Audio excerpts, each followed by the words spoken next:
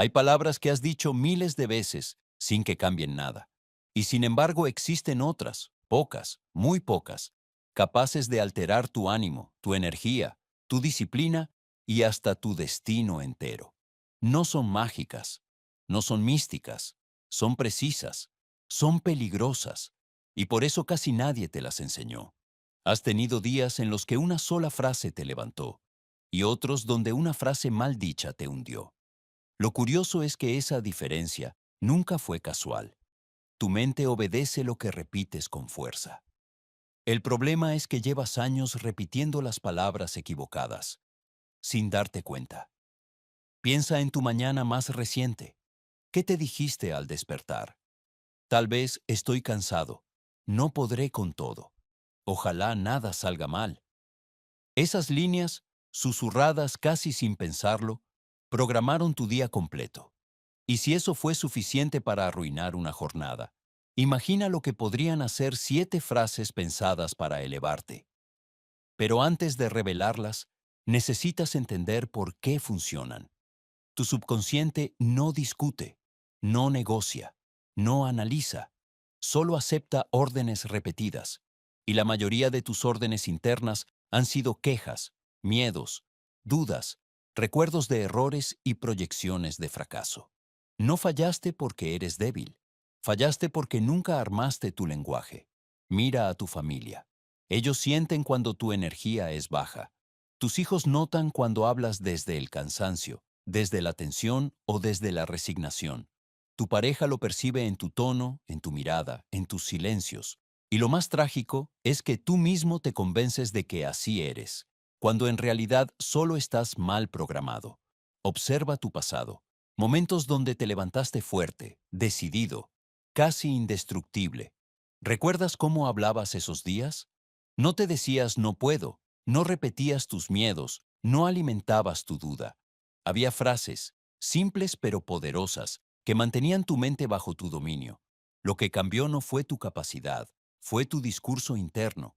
Mira tu presente. A veces sientes que avanzas, otras que retrocedes.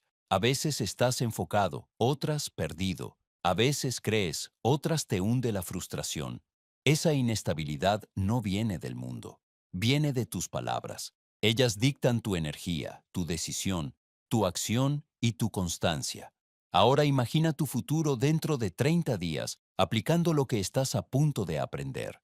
Imagina levantarte con claridad. Imagina actuar sin pelear contigo mismo. Imagina dejar de sabotearte por pensamientos que ni elegiste.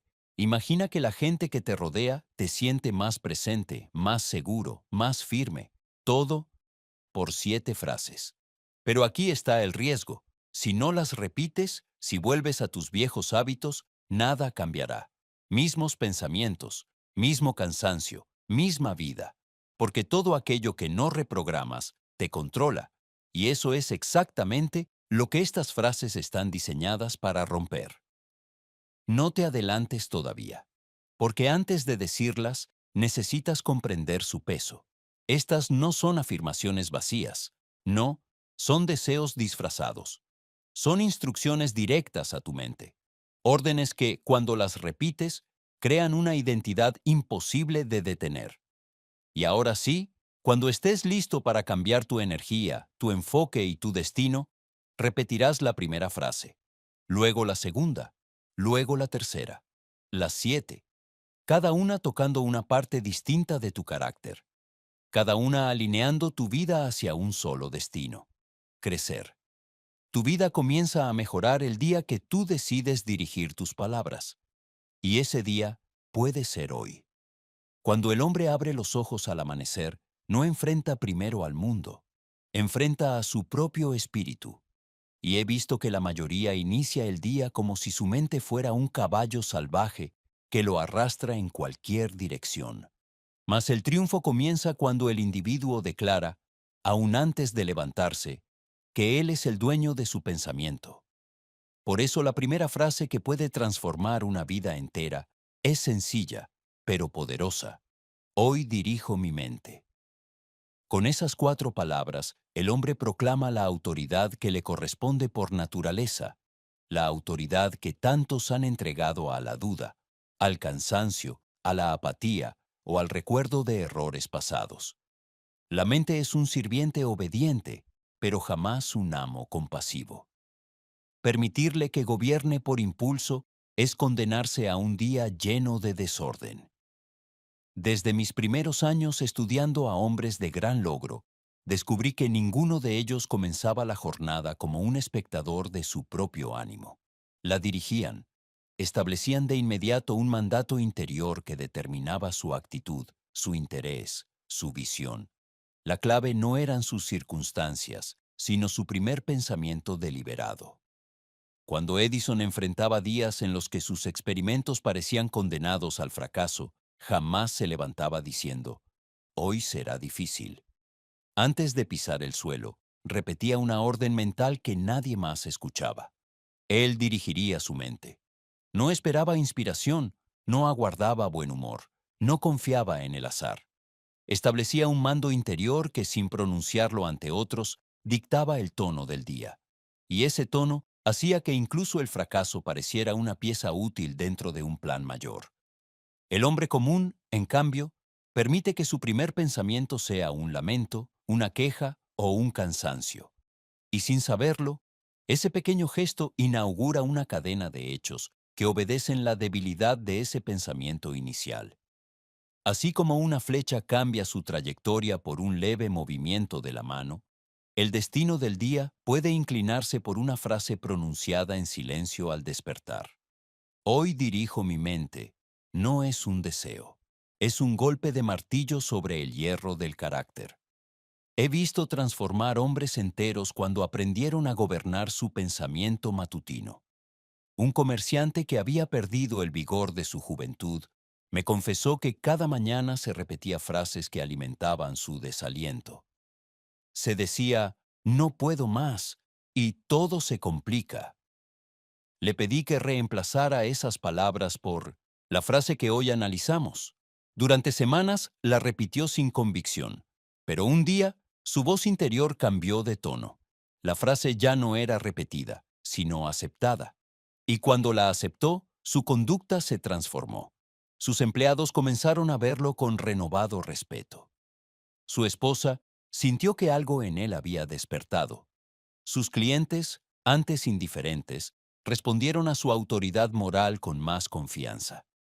Esto ocurre porque la primera frase del día no solo crea energía, crea identidad. El hombre que declara que dirige su mente comienza a actuar como tal. Camina de manera distinta. Sus ojos se fijan con más propósito. Sus decisiones dejan de obedecer a impulsos pasajeros. Cada pensamiento del día queda subordinado al primero. Así como el general establece el orden antes de la batalla, la mente se pone en formación ante las palabras del espíritu. Pero el lector debe recordar que ninguna frase tiene poder si no se repite con constancia. La repetición no es un adorno, es la herramienta mediante la cual el subconsciente acepta una idea como ley. La mente no discute, obedece lo que escucha una y otra vez. Por eso, el hombre que repite «Hoy dirijo mi mente» cada mañana, acaba por convertirse en el director de un vasto ejército de pensamientos que antes se dispersaban como soldados sin mando. En mis conversaciones con Carnegie, él insistía en que la fuerza interior de un hombre se mide por su capacidad de ponerse en orden antes de exigir orden al mundo. Decía que las primeras horas del día eran el campo donde el espíritu se afirmaba o se quebraba. Y aunque dirigía miles de trabajadores y administraba fortunas gigantescas, comprendía que el trabajo más importante era el dominio del propio pensamiento. Sin esa base, nada podía sostenerse. Cuando un hombre declara que dirige su mente, su familia lo siente antes que sus palabras. Los hijos perciben seguridad en su mirada. La esposa reconoce firmeza en su tono. Sus amigos notan que ya no reacciona con inquietud ante contratiempos. Esto ocurre porque la frase se convierte en un pilar invisible que sustenta su carácter. Mientras otros comienzan el día arrastrados por sus emociones, él lo comienza guiado por un propósito. El individuo que dirige su pensamiento deja de ser esclavo del cansancio matutino. Deja de obedecer el desánimo que visita al espíritu antes de que los asuntos del día comiencen. Deja de ceder ante la tentación de postergar sus deberes. Su mente, que antes cambiaba de dirección como un barco sin timón, se convierte en un instrumento obediente. Y cuando la mente se ordena, los hechos también se ordenan. Pero esta frase tiene un efecto aún más profundo. Establece la separación entre el hombre y sus pensamientos. El individuo que repite, hoy dirijo mi mente, comprende que él no es su pensamiento, sino su dueño. Esta distinción es la base de toda libertad interior. Una persona que no distingue entre su voluntad y sus pensamientos se vuelve sierva de sus impulsos, pero aquel que reconoce que puede dirigir su pensamiento se vuelve amo de su destino. A menudo se me pregunta por qué algunos hombres repiten afirmaciones y no logran cambios duraderos. La respuesta es sencilla: repiten sin autoridad. Pronuncian palabras como si hablaran con un extraño. Sus frases carecen de decisión. Para que una afirmación sea efectiva, debe ser pronunciada desde la convicción, no desde el hábito débil. La frase «hoy dirijo mi mente» debe ser pronunciada como un decreto, no como una esperanza. Recuerdo a un joven empleado que se quejaba de su falta de energía. Creía estar fatigado por exceso de trabajo, pero al observar su conducta, descubrí que su cansancio era mental. Sus primeros pensamientos del día eran frases destructivas. Me siento pesado, todo será difícil, no tengo fuerzas. Esas frases no describían su estado, lo fabricaban. Le pedí que reemplazara cada una por la frase inicial de este capítulo. 2 semanas después, su rendimiento había aumentado, su carácter se había afirmado, y los demás notaban la diferencia, aun cuando él no hubiera cambiado su jornada laboral. La primera frase del día crea el clima interior, y cuando el clima interior es estable, la vida exterior comienza a responder con cooperación. Así como un campo fértil produce frutos de manera natural, una mente dirigida produce oportunidades que antes habían permanecido ocultas. No es magia, es ley. Y esta ley se manifiesta en cada hombre que adopta autoridad sobre su mundo mental. Un día, mientras conversaba con un industrial que admiraba profundamente a Carnegie, le pregunté cuál era el hábito más importante que había aprendido de su mentor. Respondió sin vacilar: me enseñó a gobernar mi pensamiento antes de gobernar mis negocios. Esa frase sintetiza el fundamento de esta enseñanza. Los grandes hombres comienzan por donde la mayoría ni siquiera mira: su mente. Cuando el hombre repite con firmeza la frase «hoy dirijo mi mente», destruye el viejo hábito de reaccionar. Deja de ser víctima de los sentimientos que aparecían sin permiso. Rompe la cadena del desánimo que se formó durante años de repetición de frases débiles. Es una declaración de independencia espiritual. Afirmaciones poderosas para reforzar esta parte. Mi mente me obedece. Nada fuera de mí determina mi actitud. Establezco el rumbo de mi espíritu desde el amanecer. Hoy dirijo mi mente, y mi mente dirige mi día. Cuando el hombre toma el mando de su pensamiento desde el primer instante de la jornada, crea un día bajo su gobierno. Y cuando repite este acto cada mañana, crea una vida entera que obedece su dirección. Ningún destino puede resistir a un espíritu que se declara dueño de sí mismo desde que abre los ojos. Cuando el hombre pronuncia la frase «mi propósito decide mis pasos», no está describiendo un deseo, sino estableciendo una ley interna. El individuo que vive sin un rumbo firme se mueve como barca sacudida por la corriente. Ora avanza, ora retrocede, ora gira sin sentido. Pero aquel cuyo propósito gobierna sus acciones adquiere una cualidad que el mundo reconoce de inmediato: dirección. Y donde hay dirección, los hechos se ordenan, las personas cooperan, y los incidentes se convierten en medios para avanzar. Un hombre sin propósito firme es esclavo de los sucesos del día. Un hombre con propósito se convierte en maestro de ellos. El propósito no es una idea vaga ni un anhelo débil. Es el impulso central que da forma al carácter. así como el sol da cohesión al sistema que lo rodea. Cuando este impulso gobierna los pasos de un hombre, su conducta adquiere precisión, su ánimo deja de fluctuar y su voluntad se vuelve un instrumento poderoso. Desde mis primeros estudios comprendí que el secreto del avance no residía en el talento, sino en la claridad del destino. Andrew Carnegie lo decía con palabras sencillas. El hombre que sabe lo que quiere siempre supera al que sabe mucho pero no quiere nada.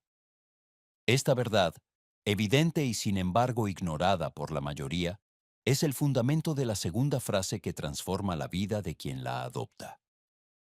Cuando Henry Ford soñó con un vehículo al alcance del hombre común, su propósito era tan claro que ni la burla ni la oposición lograron desviarlo. Los expertos de su época insistían en que su visión era imposible. Los ingenieros de su taller se negaban a construir el motor que él imaginaba. Pero la fuerza de su propósito era tan firme que incluso la resistencia terminó obedeciendo. Ford no avanzó porque fuera más inteligente. Avanzó porque cada paso que daba respondía a su propósito y no a la opinión del mundo.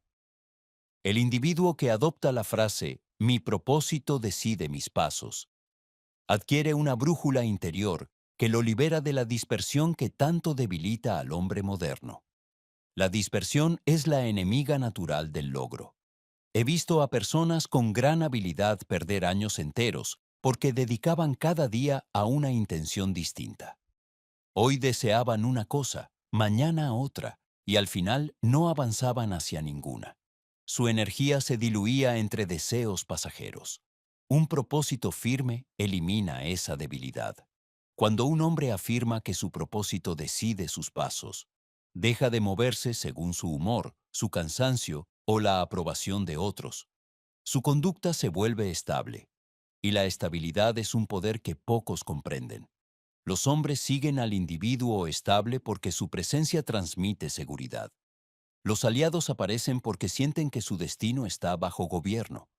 Incluso los adversarios lo respetan porque saben que no puede ser movido por opiniones momentáneas. Vi este fenómeno con claridad cuando estudié la historia de Barnes, el joven que llegó a la oficina de Edison sin más que un propósito ardiente en su corazón.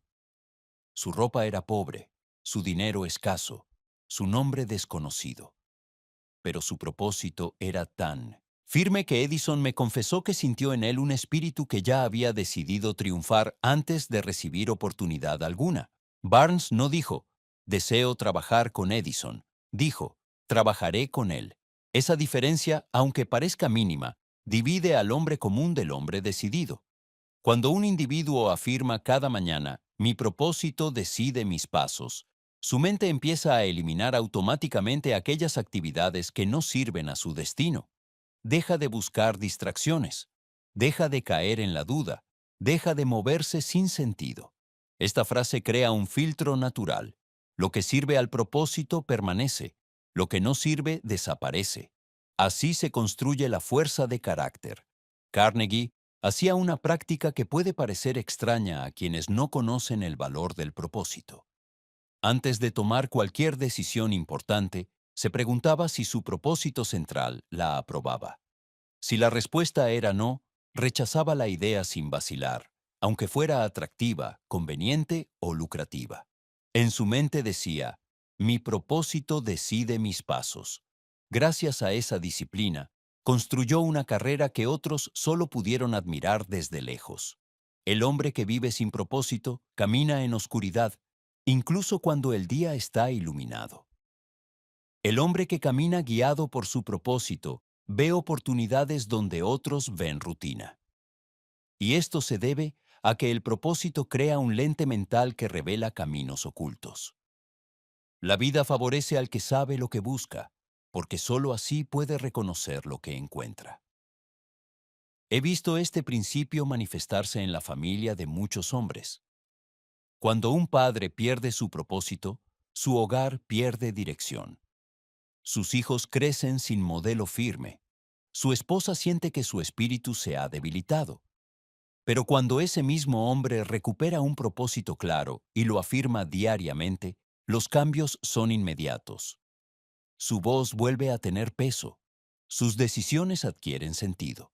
Su presencia, antes apagada, comienza a inspirar confianza. Un hogar entero puede elevarse cuando un solo hombre declara: mi propósito decide mis pasos. Pero debo advertir algo esencial. La frase carece de poder sin repetición. Repetir no es aburrido. Repetir es reforzar. Cada vez que el hombre pronuncia esta frase, profundiza el surco en su mente. Y cuando el surco es lo suficientemente profundo, su conducta fluye por él con naturalidad. Así se crean hábitos que sostienen el carácter. El propósito no necesita ser espectacular para ser poderoso. Puede ser tan simple como mejorar una habilidad, sostener una familia, construir un negocio, elevar el espíritu o dominar una disciplina. Lo importante no es su tamaño, sino su claridad. Y esa claridad se mantiene viva mediante la repetición diaria de la frase. Cuando un propósito gobierna los pasos del hombre, su energía deja de dispersarse en asuntos sin valor. Su mente se concentra como el rayo que perfora la piedra. Su voluntad se fortalece y su actitud cambia. La vida comienza a responder. He entrevistado a hombres cuya fortuna parecía fruto de la suerte. Pero al examinar sus métodos, descubrí que tenían una práctica común. Repetían cada día frases que recordaban a su mente hacia dónde avanzar. De este modo, sus pasos no eran accidentales, sino consecuencia de una dirección interna. El mundo confundía su firmeza con suerte. Yo la reconocí como propósito repetido. Afirmaciones adicionales para reforzar esta parte. Mi destino gobierna mi jornada. Mis pasos no obedecen temores, sino propósito. Lo que no sirve a mi rumbo, lo dejo atrás. Mi propósito guía mi fuerza, mi tiempo y mi espíritu. Cuando un hombre adopta esta frase como ley diaria, deja de caminar al azar. Cada acto se convierte en un ladrillo que construye su porvenir.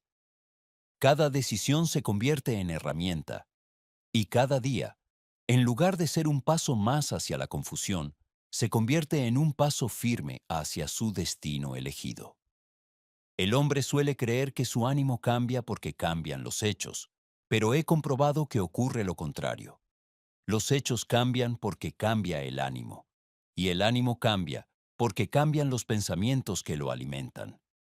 Quien no vigila el contenido de su mente se ve condenado a vivir como un terreno abierto donde cualquier semilla puede caer. Algunas semillas son nobles, pero la mayoría son maleza.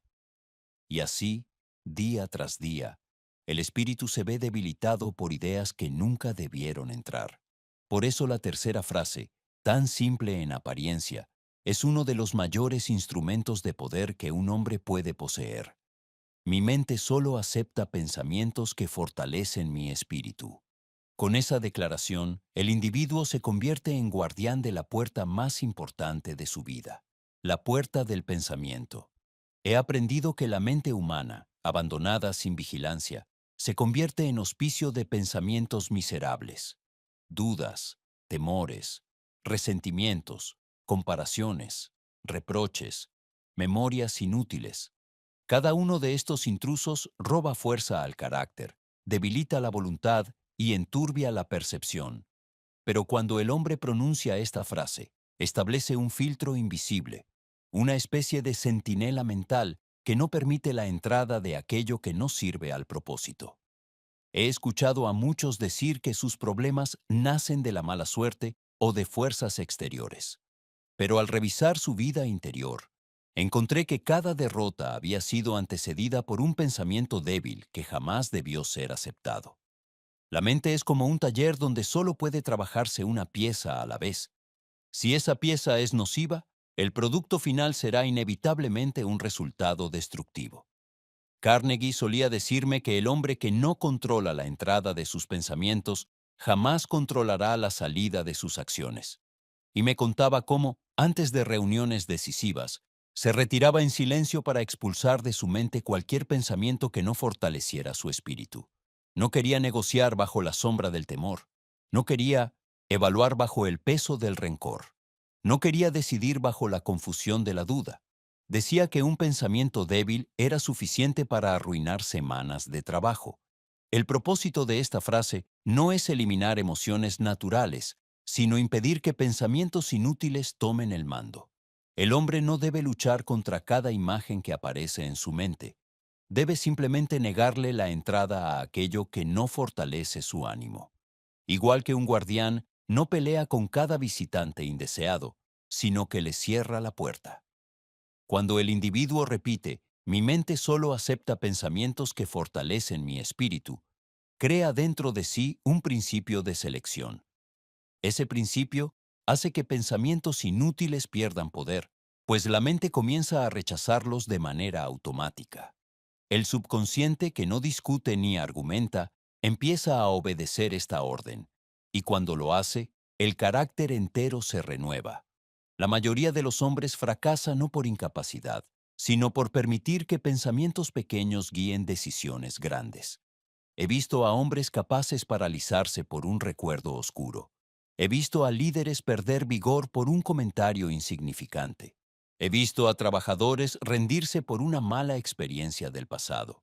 Ninguna de estas cosas los derrotó en realidad. Los derrotó la aceptación de pensamientos débiles. Una vez hablé con un joven que dudaba de su propio valor. Me confesó que al iniciar el día su mente decía, no eres suficiente. Esa idea, repetida, se convertía en ley dentro de su espíritu. Le pedí que reemplazara esa frase con la que hoy estudiamos. Al principio, su mente rechazó la nueva orden, pues estaba acostumbrada al lenguaje de la debilidad, pero al repetirla durante semanas, el cambio comenzó a manifestarse. Su conducta se enderezó, su voz ganó firmeza, su presencia adquirió seguridad. La gente que lo conocía desde años atrás percibió un tono distinto en su carácter. Los pensamientos que fortalecen el espíritu son aquellos que elevan la voluntad, ennoblecen la acción y ordenan el ánimo. No son fantasías ni deseos sin base, sino ideas que alinean al hombre con su propósito. Pensamientos de valor, de responsabilidad, de decisión, de esperanza activa, de confianza en la propia capacidad. Estos pensamientos, cuando se aceptan y se repiten, se convierten en cimiento del carácter. He observado que los hombres que toman decisiones certeras no son los más inteligentes, sino los que piensan desde un espíritu elevado. La altura del pensamiento determina la altura del destino. Y esa altura se sostiene solo cuando se vigila lo que entra en la mente. Esta frase coloca al individuo en posición de mando sobre los visitantes de su pensamiento. En lugar de permitir que ideas débiles entren como ladrones en la noche, el hombre erige una muralla de selección. No toda idea merece hospedaje en la mente. No todo recuerdo merece repetición. No toda crítica merece atención. Solo aquello que fortalece el espíritu debe entrar. Lo demás debe ser expulsado sin ceremonia. A menudo he dicho que el pensamiento es la materia prima de todas las acciones. Si la materia prima es pobre, la obra final también lo será. Por eso, el sabio cuida su pensamiento con la misma diligencia con la que un artesano cuida sus herramientas. Y la frase, mi mente solo acepta pensamientos que fortalecen mi espíritu, es el acto diario de limpieza que permite al hombre trabajar con precisión interior. Una vez conocí a un político que, pese a poseer gran talento, vivía siempre inquieto. Su mente estaba llena de sospechas, envidias, miedos y comparaciones. Me dijo que no podía enfocarse ni disfrutar de ningún triunfo. Le enseñé la importancia de rechazar pensamientos que consumían su ánimo. Le sugerí repetir la frase que hoy enseñamos. Y al cabo de unos meses, su postura había cambiado tanto que incluso sus adversarios notaron un carácter más sólido. La limpieza de su pensamiento transformó la firmeza de su conducta. Quien aplica esta frase deja de permitir que las palabras débiles de otros influencien su ánimo. Deja de absorber problemas ajenos. Deja de cargar culpas que no le pertenecen. La frase crea un límite que protege el espíritu de imágenes que lo debilitan. Y cuando el espíritu se fortalece, la vida se fortalece. El lector debe comprender que esta frase debe repetirse con tono firme. No puede pronunciarse con resignación ni apatía. Debe ser un mandato moral, un compromiso íntimo, una orden que da el espíritu a la mente para recordar su función: servir, no gobernar. Ejemplos históricos muestran que este filtro mental ha sido la llave de muchos triunfos. Edison enfrentó cientos de fracasos sin permitir que uno solo se transformara en pensamiento destructivo. Lincoln cargó la nación sobre sus hombros sin permitir que la desesperación invadiera su espíritu. Ford soportó el ridículo de sus contemporáneos sin aceptar el pensamiento de derrota. Cada uno, en su forma, vivió según el principio detrás de esta frase. Cuando un hombre aprende a aceptar solo pensamientos que fortalecen su espíritu, su entorno lo percibe de inmediato. Su familia nota que ya no pierde el ánimo con facilidad. Sus colegas sienten que su presencia se vuelve estable. Sus amigos perciben una luz distinta en su mirada. Aún en los momentos difíciles, el hombre mantiene compostura. Esa compostura es fruto del filtro interior que ha instaurado. La limpieza mental es la base de la fortaleza moral. Nadie puede sostener decisiones firmes si su mente está poblada de pensamientos débiles. Nadie puede actuar con valor si su mente está llena de temores. Nadie puede avanzar con dirección si su mente alberga dudas que lo contradicen. Esta frase es un acto de desinfección diaria. Un taller donde la mente es purificada del ruido que debilita la voluntad.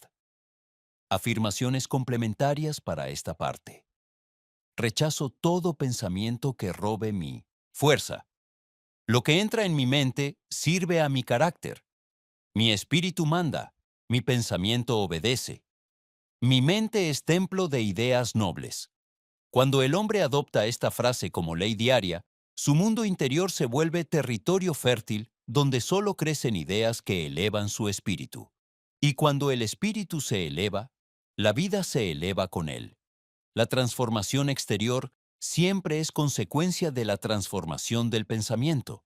Y ningún pensamiento entra sin antes pasar por la puerta que el hombre debe vigilar. Cuando el hombre pronuncia la frase «Mi disciplina gobierna mis hábitos», declara un principio que separa a quienes ascienden de quienes se resignan. He observado durante décadas que la mayoría de los individuos no fracasa por falta de talento, sino porque sus hábitos gobiernan su vida como pequeños tiranos que mandan desde la sombra. Lo que el hombre repite sin pensar se convierte en dueño de su espíritu. Pero cuando él gobierna sus hábitos mediante la disciplina, recupera el trono que jamás debió abandonar. La disciplina no es castigo, no es rigor frío ni esfuerzo doloroso. En realidad, es el arte de crear un ritmo interior que el mundo no puede quebrar. Los grandes triunfadores que estudié jamás dejaron su conducta al azar. Establecieron un ritmo diario que, con el tiempo, se convirtió en un hábito protector. La disciplina es el cincel del carácter. Con cada repetición, traza un surco en la mente, y ese surco guía la acción incluso en días de duda o cansancio. Con esta frase, el individuo declara que su espíritu gobierna lo que repite, no al revés. Afirma que no sirve a impulsos débiles, sino a decisiones firmes. La disciplina se convierte en el instrumento que transforma pequeños actos en fuerza moral. Así como el agua que cae incesante dobla la piedra, un hábito sostenido doblega la resistencia interior del desánimo. Muchos creen que la disciplina es un don reservado para unos pocos, pero eso es falso. La disciplina nace cuando el hombre elige un ritmo interior y lo sostiene hasta que la mente lo acepta como ley. No requiere fuerza extraordinaria, sino constancia. Y esta constancia, cuando se repite, libera al hombre de la tiranía de sus viejos hábitos. Vi esto con claridad en la vida de Edison. Sus colaboradores me contaban que, aun cuando la noche se volvía interminable y el cansancio hacía temblar las manos de todos, él mantenía su hábito de revisar cada resultado con espíritu tranquilo. No cedía al impulso de apresurarse ni al de rendirse. Su disciplina era tan firme que el fracaso se volvía un simple detalle dentro de su proceso. La disciplina le permitía convertir cada derrota temporal en un paso hacia el acierto. Carnegie también era gobernado por su disciplina. No permitía interrupciones en los momentos dedicados al pensamiento. Decía que una mente sin hábito de orden jamás produce decisiones sólidas. Para él, la disciplina era el guardián que protegía su propósito. Y gracias a ese guardián, pudo construir una fortuna que parecía imposible en sus primeros años de pobreza. Pero muchos hombres se dejan arrastrar por hábitos que jamás inspeccionaron. Se levantan tarde, hablan sin reflexión, posponen tareas, alimentan su desánimo con imágenes pequeñas, ceden ante el capricho de la duda. Cada uno de esos actos, repetido, se convierte en cadena. El hábito es una forma de esclavitud cuando el hombre no lo gobierna. Por eso, la frase "mi disciplina gobierna mis hábitos" es una declaración de libertad. El individuo que la repite rompe las cadenas invisibles que él mismo forjó a lo largo de los años. Declara que su voluntad es superior a su costumbre. Y cuando la voluntad toma el mando, la costumbre se ajusta. Ningún hábito es más fuerte que un hombre que decidió gobernarse. El lector debe comprender que un hábito no desaparece por rechazo, sino por reemplazo. Para destruir un hábito débil, el hombre debe introducir un hábito noble. Y la disciplina es el martillo que instala ese nuevo hábito hasta que quede fijo en la mente. La repetición disciplinada es el proceso mediante el cual lo extraordinario se convierte en lo natural. He visto transformar vidas enteras solo con este principio. Un hombre que vivía dominado por la pereza comenzó a repetir la frase todos los días. Al principio, su cuerpo se resistía, pero su espíritu sostuvo la orden. Introdujo un pequeño hábito: levantarse 10 minutos antes. Ese gesto, repetido, se convirtió en 20 minutos, luego en 30. En pocos meses, el hombre había reconstruido su identidad. Ya no era esclavo de su desgano, era dueño de su tiempo. Y su familia sintió el cambio antes que él mismo. Un hábito noble puede elevar al hombre tanto como un hábito débil puede hundirlo. Por eso, la disciplina es indispensable para construir carácter sólido. La disciplina decide qué hábitos entran y cuáles salen, y quien controla sus hábitos, controla su vida. Cuando un hombre gobierna sus hábitos mediante la disciplina, los demás lo perciben de inmediato. Su presencia cambia, su palabra adquiere peso, ya no promete en vano, ya no abandona a mitad del camino. La sociedad entera respeta al individuo disciplinado porque su conducta es predecible, estable, confiable. Ningún hombre confía su destino, su negocio, su alianza o su amistad a alguien que carece de disciplina, pero se acerca con gusto al que la posee. Una de las historias más reveladoras que aprendí fue la de Lincoln. Durante su vida enfrentó derrotas dolorosas, críticas implacables y noches de desesperación. Sin embargo, mantenía un hábito firme. Cada día dedicaba tiempo a ordenar su espíritu antes de tomar decisiones.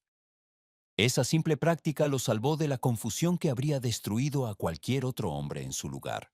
Su disciplina interior fue la columna que sostuvo a toda una nación. La disciplina también protege al hombre de los cambios del ánimo. Quien no la tiene depende del humor del día. Si está cansado, cede. Si está triste, se detiene. Si está inseguro, retrocede. Pero quien posee disciplina, actúa aun cuando no siente deseos. Y es esa acción sostenida la que genera resultados. La vida favorece al hombre que avanza incluso cuando su ánimo no lo acompaña.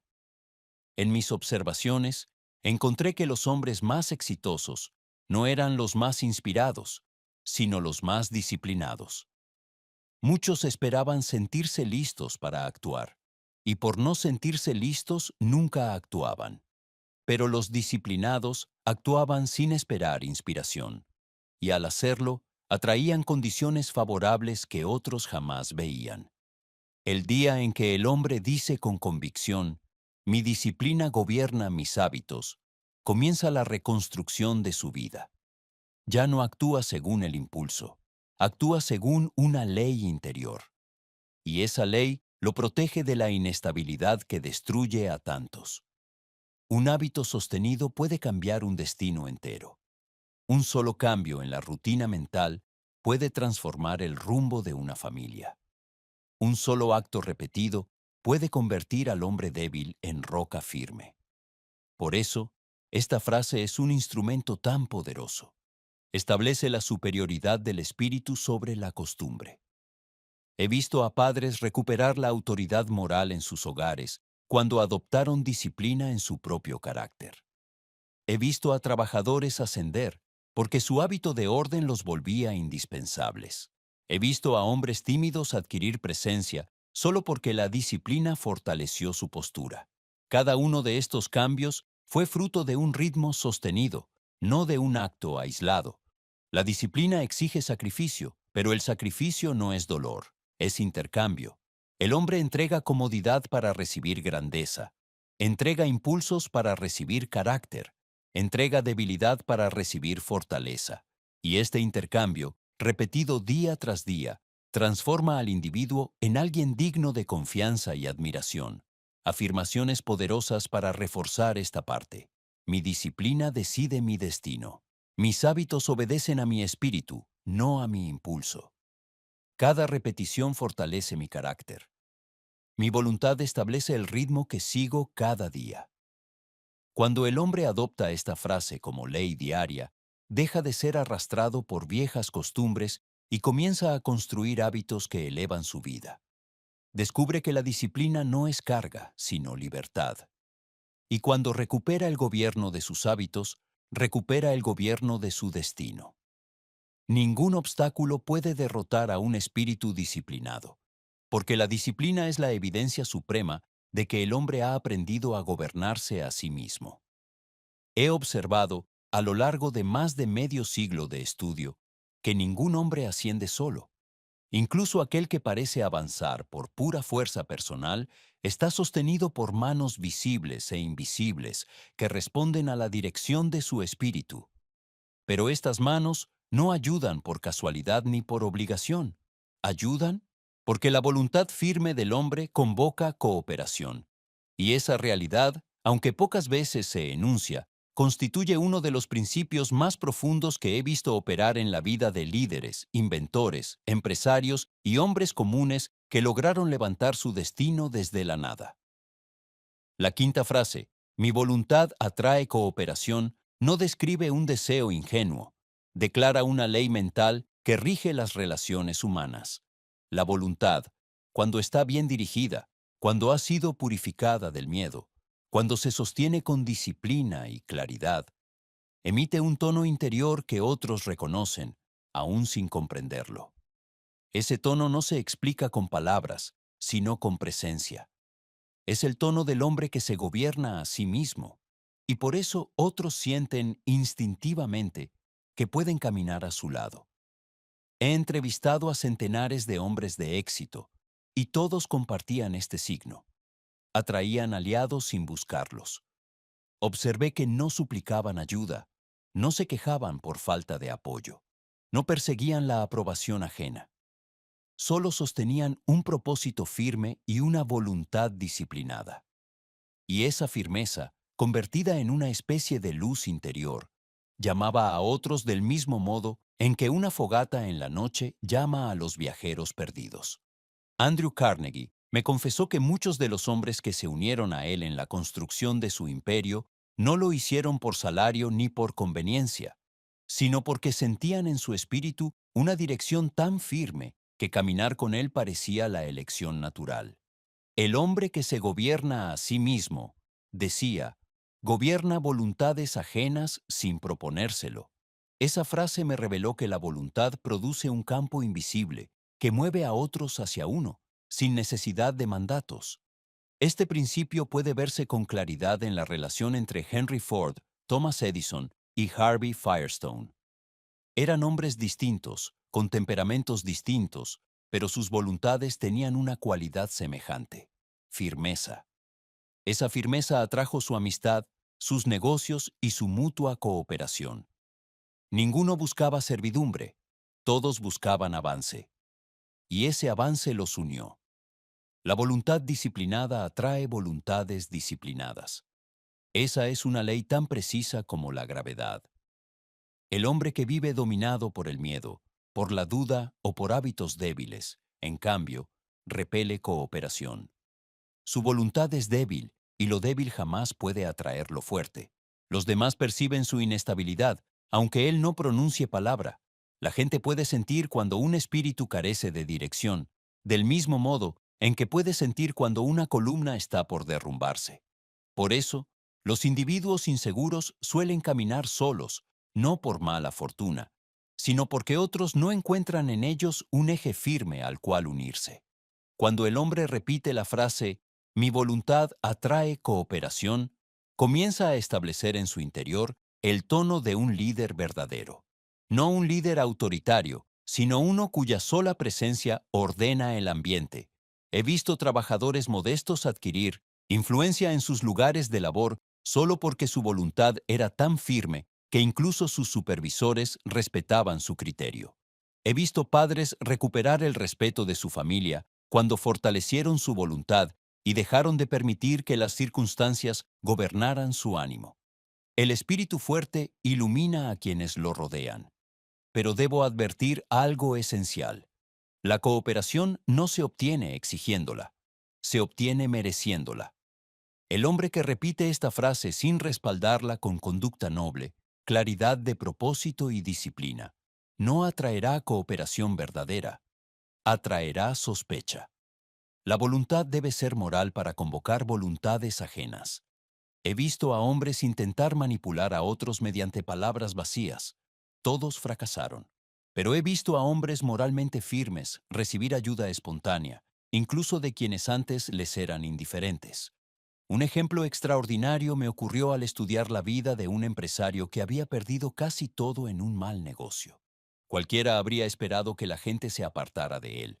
Pero ocurrió lo contrario. Amigos, socios e incluso antiguos competidores colaboraron en su recuperación. Cuando le pregunté cómo explicaba ese fenómeno, respondió con serenidad: durante años sostuve mi voluntad sin quebrarla, y ahora la gente me devuelve aquello que mi espíritu sembró. Sus palabras comprobaban la ley. La voluntad disciplinada siembra cooperación aún antes de necesitarla. La frase mi voluntad atrae cooperación actúa como un imán, pero ese imán solo funciona cuando el hombre ya ha ordenado sus pensamientos, establecido su propósito, limpiado su mente de ideas débiles y disciplinado sus hábitos. La cooperación es el fruto, no la raíz. Por eso esta frase aparece en la quinta posición. Es la cosecha que surge después de haber sembrado orden interior. La voluntad del hombre es como un faro. Cuando brilla, otros la ven, y cuando otros la ven, se acercan. El individuo que se levanta cada día con el ánimo de gobernar su mente, sostener su propósito y honrar su disciplina, inevitablemente comienza a irradiar una fuerza que atrae buenas voluntades. He visto esto incluso en hombres que creían ser tímidos o débiles. Cuando fortalecieron su voluntad, surgió una presencia que jamás habían manifestado antes. Muchos creen que se encuentran solos porque el mundo es injusto, pero la verdadera causa, casi siempre, es que su voluntad se ha debilitado. La cooperación huye del espíritu débil porque sabe que ese espíritu no puede sostenerla. Nadie confía su esfuerzo a quien no es firme en sus decisiones. Nadie sigue a quien se contradice cada día. Nadie se une a un espíritu dividido. Un hombre me dijo una vez: nadie me ayuda. Yo respondí: no es que nadie te ayude, es que tu voluntad no inspira ayuda. Esa verdad lo golpeó.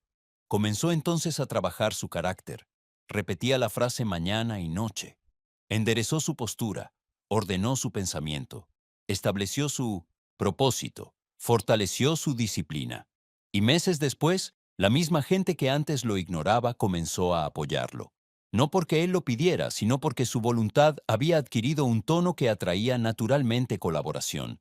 He visto adversarios volverse colaboradores cuando la voluntad de un hombre era demasiado firme para resistirla. He visto puertas abrirse donde antes había muros. He visto coincidencias surgir en el momento exacto, pero tras cada uno de esos sucesos había una misma causa.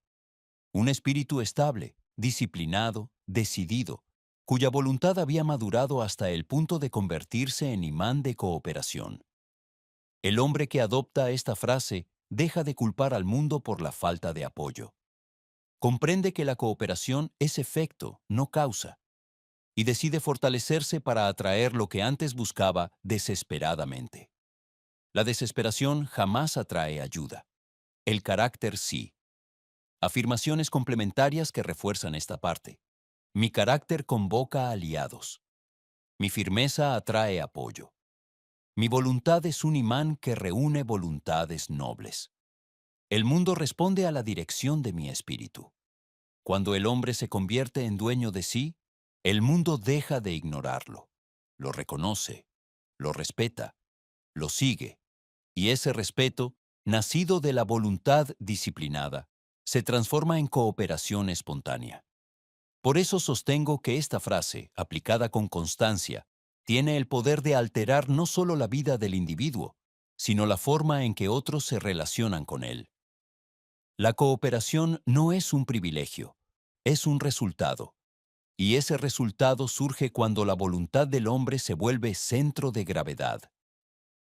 Nada en la vida puede resistir por mucho tiempo a un espíritu que se gobierna con claridad, disciplina y propósito. Donde camina ese espíritu, la vida coopera. He dedicado gran parte de mi vida a investigar la raíz de los fracasos humanos y descubrí que, en la mayoría de los casos, no es el mundo el que derrota al hombre, sino su miedo. No hablo del temor natural que preserva la vida, sino de los temores silenciosos que se esconden en la mente y toman decisiones en lugar del espíritu. El hombre cree que razona cuando en realidad obedece al miedo. Cree que evalúa riesgos cuando en verdad se somete a un tirano invisible. Por eso, la sexta frase es una de las más poderosas que un individuo puede pronunciar. Mi valor somete al miedo. Con esa declaración, el hombre no afirma que no siente miedo, afirma que el miedo no gobierna. Todo espíritu noble ha sentido el temblor del temor. Lo sintió Lincoln caminando hacia la guerra más dolorosa que su nación había enfrentado. Lo sintió Edison cuando sus experimentos fracasaban ante los ojos de incrédulos. Lo sintió Ford cuando los expertos se burlaron de su visión. Pero ninguno de ellos permitió que el miedo tomara el trono interior. Su valor sometía al miedo como un jinete experimentado somete a un caballo indómito. El miedo es un usurpador, entra sin hacer ruido. Toma asiento en la mente del hombre cuando éste está cansado, preocupado o distraído. Y una vez instalado, ordena pensamientos débiles, empuja decisiones pobres, inclina el ánimo hacia la derrota y convierte oportunidades en amenazas. El miedo es enemigo del propósito, rival de la disciplina, ladrón del progreso. No se conforma con ser escuchado, exige gobernar. Pero la frase «mi valor somete al miedo» lo enfrenta con un poder que no puede resistir. Cuando un hombre repite esta frase con convicción, establece en su espíritu una jerarquía.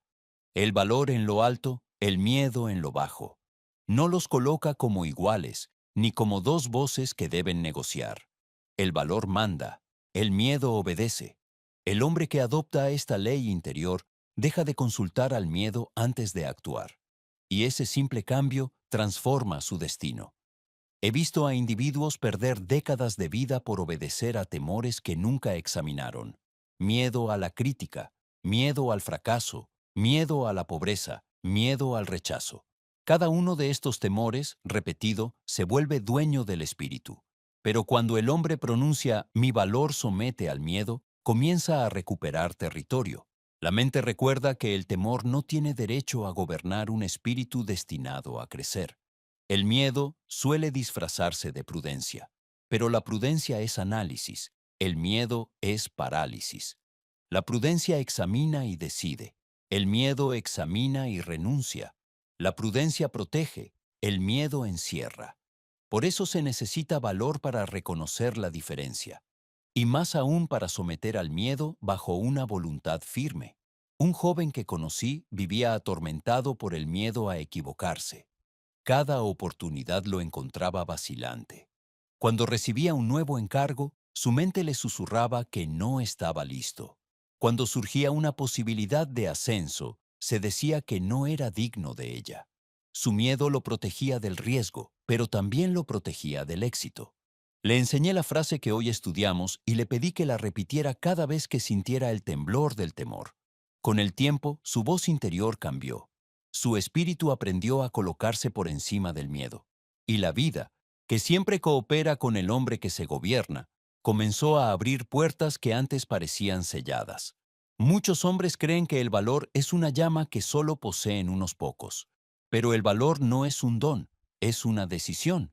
Se ejercita como cualquier músculo. Cada vez que el hombre elige avanzar pese al temor, fortalece su valor. Y cada vez que cede al miedo, debilita su voluntad. Por eso esta frase debe repetirse con tono férreo, no como deseo, sino como decreto. La historia nos muestra que los grandes actos jamás fueron realizados por espíritus sin temor, sino por hombres que decidieron someterlo. Lincoln, en los días más oscuros de la guerra, no dejó que el miedo gobernara sus decisiones. Incluso cuando la derrota parecía inevitable, su espíritu no cedió ante el temor. Edison fracasó cientos de veces, pero su valor sometía al miedo del ridículo y del desgaste. Ford resistió el desprecio de expertos que lo calificaban de soñador sin juicio. ¿Qué los unía? La convicción de que su valor debía ocupar el trono interior. Cuando el hombre declara «mi valor somete al miedo», los demás perciben un cambio inmediato. Su voz pierde temblor. Sus decisiones adquieren peso. Su postura se endereza. Los hombres confían en el que actúa desde valor, aun cuando ellos mismos no lo posean. La sociedad entera respeta al individuo valiente, porque en él ven una fuerza que ellos anhelan. El miedo debilita la mente y enturbia la percepción. Hace que el hombre vea sombras donde hay oportunidades, amenazas donde hay retos, peligro donde hay posibilidad. Pero el valor aclara la vista, permite al hombre mirar al futuro sin temblor, lo libera de la servidumbre a pensamientos pequeños. Cuando la mente se llena de valor, el mundo deja de parecer enemigo y comienza a revelarse como terreno fértil. Al repetir esta frase, el hombre abre una nueva relación con la vida. Donde antes retrocedía, ahora avanza. Donde antes buscaba excusas, ahora busca medios. Donde antes veía obstáculos, ahora ve herramientas. El valor convierte cada dificultad en disciplina. Cada temor superado fortalece el espíritu, y ese espíritu fortalecido atrae oportunidades, cooperación y respeto. He visto a padres transformar la dinámica de sus hogares al someter su miedo. Antes, callaban sus decisiones por temor al conflicto. Después, fortalecidos por esta frase, comenzaron a actuar con serenidad y autoridad. Sus hijos los miraron con nuevos ojos. Su pareja recuperó la confianza en su liderazgo. El hogar, antes gobernado por tensiones silenciosas, encontró dirección en la voz de un espíritu valiente. La vida se inclina ante el valiente no porque el valiente sea más fuerte que los demás, sino porque su espíritu se niega a vivir en servidumbre. El valiente no pide permiso al miedo para actuar, lo supera, y al superarlo, crece. El crecimiento es la recompensa del que somete al temor. Afirmaciones complementarias para reforzar esta parte. Mi valor es más fuerte que mis temores. El miedo retrocede ante mi voluntad. Mi espíritu gobierna, el temor obedece. Cada acto de valor ensancha mi destino. Cuando el hombre adopta esta frase como ley diaria, su percepción cambia, su ánimo se fortalece y su conducta se eleva. Ya no teme al fracaso porque sabe que puede superarlo. Ya no teme a la crítica porque sabe que su propósito vale más que la opinión ajena. Ya no teme al futuro porque comprende que su valor decidirá su resultado. El hombre que somete al miedo descubre que la vida jamás fue enemiga. Era su temor el que la convertía en adversaria. Cuando el temor cede, la vida coopera. El camino se aclara, las oportunidades surgen, y el hombre camina con una dignidad que jamás había sentido. A lo largo de mis estudios entre hombres de todas las condiciones, descubrí una verdad que, aunque sencilla, es ignorada por la mayoría. El mañana no llega como un regalo, sino como un resultado. Y ese resultado nace de los actos que el hombre realiza hoy, no de los deseos que formula, no de las promesas que pronuncia bajo emoción, sino de las acciones concretas que ejecuta mientras otros aplazan. Esa es la razón por la cual la séptima frase posee un poder inmenso. Mi acción de hoy construye mi mañana. Esta frase destruye una de las ilusiones más perjudiciales del espíritu humano, la ilusión de que el destino puede mejorar sin que el hombre mejore primero, la ilusión de que algún día llegará la oportunidad perfecta, el momento ideal, la circunstancia favorable. Pero he observado que el hombre que espera condiciones perfectas jamás comienza, mientras que el hombre que actúa aún en condiciones pobres termina encontrando caminos que otros jamás vieron. El mañana es la obra silenciosa de los actos de hoy. Cada acción es un ladrillo colocado en el edificio del destino. Algunos hombres colocan ladrillos con firmeza y propósito, mientras otros colocan excusas. Estos últimos pasan la vida esperando que su mañana cambie, sin comprender que su mañana obedece exclusivamente a lo que construyen hoy. Cuando el individuo pronuncia la frase «mi acción de hoy construye mi mañana», elimina de su mente el engaño de la postergación. La postergación es el ladrón más sutil, pues roba sin hacer ruido y deja al hombre con la ilusión de que aún tiene tiempo ilimitado. Pero el tiempo favorece al que actúa, castiga al que mira. El mañana pertenece a quienes trabajan hoy. En mis entrevistas con Edison, me contaba que sus mayores descubrimientos no nacieron de momentos de inspiración, sino de jornadas prolongadas de acción continua. Me decía, no espero a que la idea me gobierne, la busco trabajando. Ese espíritu lo mantenía en movimiento incluso cuando la frustración hubiera detenido a cualquier otro. Y precisamente por actuar cada día, aún sin ver el resultado inmediato, su mañana se construía pieza por pieza. Ford repetía una idea semejante. El futuro lo crea el hombre que no se detiene. Me explicaba que muchas personas sueñan con realizar grandes obras, pero pocas realizan pequeños actos que, repetidos, crean esas grandes obras. Su automóvil, su industria, su historia, no nacieron de una visión brillante, sino de miles de acciones que, sumadas, le permitieron dominar una industria entera. La familia de un hombre siente cuando él actúa cada día hacia su propósito. La esposa percibe seguridad. Los hijos reconocen dirección. Los amigos observan firmeza. El hombre que actúa proyecta un tono de confianza que no puede imitar quien solo piensa. La acción es prueba del carácter. Y donde hay carácter, hay respeto.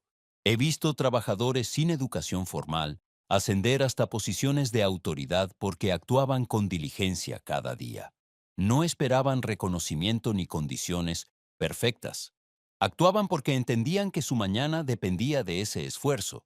He visto, por el contrario, hombres con gran talento desperdiciar décadas por esperar el momento apropiado. Ese momento jamás llegó porque sus acciones jamás lo llamaron. Cada acto deja una marca en la mente. Esa marca se convierte en hábito, y el hábito se convierte en destino. Un solo acto débil repetido cada día construye un mañana débil. Un solo acto noble repetido cada día construye un mañana noble. La vida, como un fiel obrero, toma las órdenes del hombre y las convierte en acontecimientos. La frase, mi acción de hoy construye mi mañana, recuerda al espíritu que no puede reclamar un destino que no construye. Ningún hombre tiene derecho a esperar una vida poderosa si sus actos diarios son pequeños. Ningún individuo puede exigir respeto si sus acciones carecen de disciplina. Ningún destino grande puede nacer de decisiones tímidas. Lincoln comprendía este principio mejor que nadie. Durante los años más oscuros de su presidencia, actuaba cada día, aun cuando la incertidumbre lo agobiaba. Escribía discursos que quizá jamás serían pronunciados. Tomaba decisiones cuyos resultados no vería durante meses. Hablaba con hombres que se oponían a él, porque sabía que, si dejaba de actuar, su mañana se derrumbaría. Su mañana, la unidad de una nación, se construyó sobre miles de decisiones difíciles tomadas con valor. El hombre que comienza a actuar hoy, aún en pequeñas tareas, despierta fuerzas que dormían dentro de él. Su ánimo se eleva, su voluntad se fortalece, su percepción se aclara. La acción crea energía. La inacción la absorbe. He visto hombres cansados recuperar vigor simplemente por volver a actuar después de semanas de inmovilidad mental. Muchos creen que la vida cambia cuando el pensamiento cambia. Esto es cierto solo en parte. El pensamiento crea dirección, pero es la acción la que convierte la dirección en camino. El pensamiento sin acción es un mapa sin viajero, una brújula sin marcha, una vela sin viento. Pero la acción, incluso imperfecta, hace avanzar al espíritu. Un comerciante que conocí vivía estancado hacía más de una década. Había leído libros, participado en reuniones, escuchado consejos, pero no actuaba. Tenía planes, pero no los volvía hechos. Su mañana era idéntico a su ayer. Le enseñé esta frase. Le dije, tu mañana ya está escrito porque tu hoy no cambia. Comenzó entonces a realizar una acción diaria hacia su nuevo propósito, sin importar cuán pequeña fuera. En 6 meses su negocio había cambiado. En un año, su vida entera. No por fortuna, por acción. Cuando el hombre comprende que su mañana es fruto de su hoy, deja de culpar al mundo, deja de culparse a sí mismo y comienza a construir. Descubre que la acción no necesita ser perfecta. Solo necesita ser constante. Esta frase también transforma la reputación del hombre. Aquellos que lo conocían como inestable comienzan a verlo como firme. Quienes lo consideraban débil, ahora lo ven decidido. Los que dudaban de él, ahora confían. La acción dignifica. No importa cuán pequeño sea el paso. Un paso hacia adelante eleva al espíritu más que 100 intenciones. He advertido muchas veces que el secreto no está en grandes acciones ocasionales, sino en pequeñas acciones diarias. La constancia es más poderosa que la intensidad. Por eso esta frase debe repetirse cada mañana, pues recuerda al espíritu que su grandeza futura depende de su obediencia presente. Afirmaciones poderosas para reforzar esta parte. Cada acto de hoy fortalece mi futuro. Mi mañana obedece mi disciplina presente. Camino hacia lo que quiero creando, no esperando. Mi vida avanza porque yo avanzo. Cuando el hombre hace de esta frase un principio diario, su destino deja de ser una esperanza y se convierte en una obra. Cada día se transforma en oportunidad.